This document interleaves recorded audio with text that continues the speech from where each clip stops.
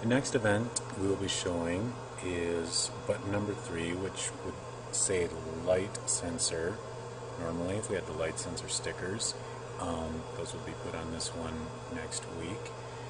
So what will happen in this demo is we will get a message, a Burby Informacast message on the phone, and we will see that the lights again will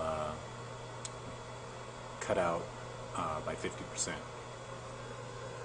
And there will be a text-to-speech to the PMC client.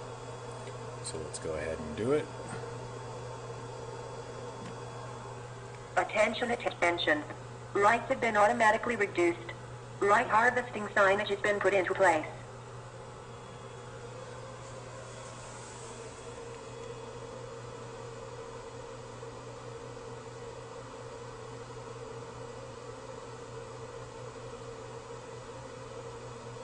And as you see, after a pause, the lights come back to full. So let's do it one more time.